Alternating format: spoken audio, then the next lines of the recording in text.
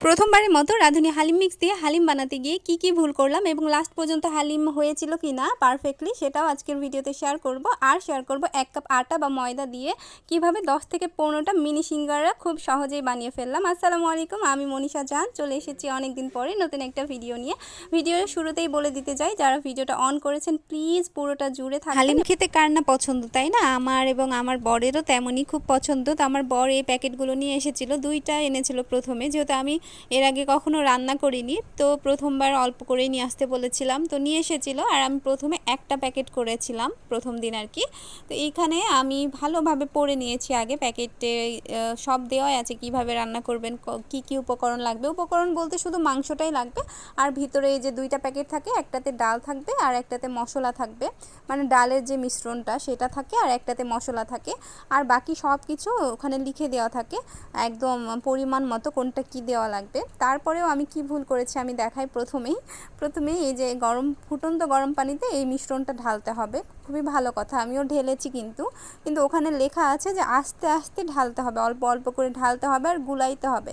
সেটা আমি না করে আমি একদম চট করে সবগুলো একদম ঢেলে দিয়েছি। আর এই যে দেখুন দলা পেকে গেছে। পরে আমি অনেক কষ্টে অনেকক্ষণ সময় নিয়ে গুলে তারপরে এটা ফাইনালি মিক্সড করতে পেরেছি। এটা একদমই ধীরে ধীরে প্রথমে অল্প করে ঢেলে তারপরে গুলিয়ে ওইটা মিলিয়ে আবার ঢালতে হবে, এভাবে ঢালতে হবে আর কি। এটাই একদম মাস্ট করা লাগবে, কারণ যে ডালটা যদি ভালোভাবে না গলে, তাহলে তো মিশ্রণটা যদি ভালোভাবে না গলে তাহলে হালিম হবে কিভাবে? ওইটাই তো আসল উপকরণ হালিমের, তাই না? তো সেইটাই ভালোভাবে করতে হবে। প্রথমবার করার পরে বুঝেছি, তো প্রথম একটা ভুল আমার। তো তারপরে এই যে আমি হচ্ছে পেঁয়াজ বেরেস্তা করে নিতে বলা হয় ওখানে, তো পেঁয়াজ বেরেস্তা করে নিই, বেরেস্তা করে অল্পটা তুলে রাখি, আর বাকিটা ওখানে লেখা ছিল যে মাংস দিয়ে, বাকি পেঁয়াজে মাংস দিয়ে মশলা দিয়ে, মানে পুরো মশলাটা দিয়ে মাংসটা সেদ্ধ করতে হবে। তো এখানে আরেকটা ভুল আমি করি, আমি বেরেস্তা তুলে রাখার পরে মাংসটা দিয়ে এবং পুরো মশলাটা ঢেলে দিই। কিন্তু পুরো মশলাটা ঢালবেন না আপনারা অল্প ঢালবেন, এবং মাংসটা একটু বাসার যদি বেশি মাংস যদি থাকে তাহলে বাসার যে মশলাগুলো দিয়ে মাংস কষানো হয় সামান্য পরিমাণে করে অল্প করে দিয়ে মাংসটা কষাইলে বেশি স্বাদ লাগে। তো আমি সেটা করিনি, আমার দ্বিতীয় ভুল এইটা। আমি একদম সব মশলা ঢেলে মাংসটা আর কি কষিয়েছিলাম। তো তারপরেও মজা হয়েছে কিন্তু খেতে, কিন্তু আমার কাছে মনে হয়েছে যে এগুলো করলে আরও বেশি টেস্টি হইতো, আরও বেশি ভালো হইতো। সবাই বলেছে ভালো হয়েছে, কিন্তু আমার কাছে মনে হয়েছে যে আরও ভালো হতে পারত। আমার 3 নাম্বার ভুল যে আমি এই যে ডালের যে মিশ্রণটা সেটা মাংস কষানোর পরেই দিয়েছি এবং সাথে সাথে পানিও দিয়ে দিয়েছি। পানিটা দেওয়ার আগে মাংস এবং ডালের মিশ্রণটা ভালোভাবে একটু নেড়ে চেড়ে মিক্সড করে একটু 2 মিনিট কষিয়ে তারপরে অল্প পরিমাণে পানি দিতে হবে। আমি এখানে 4 নাম্বার ভুল হিসাবে বেশি পরিমাণে পানি দিয়ে দিয়েছি, আর ডালের মিশ্রণটা মাংসের সাথে কষাইনি, পানি আর ডালের মিশ্রণটা একসাথে দিয়েছিলাম।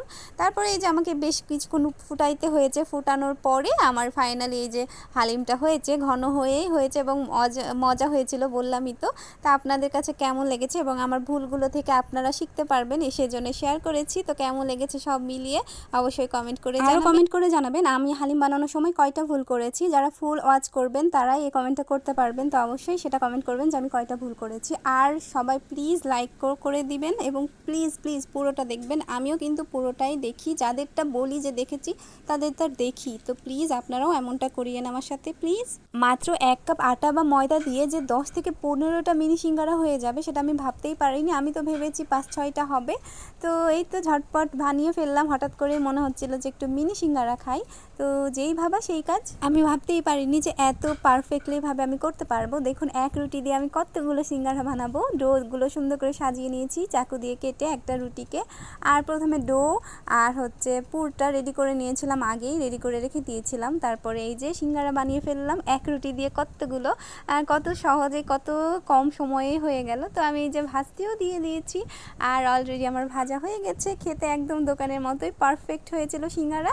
তো কেমন লাগলো আপনাদের কাছে অবশ্যই কমেন্ট করে জানাবেন। আল্লাহ হাফেজ। শেষ।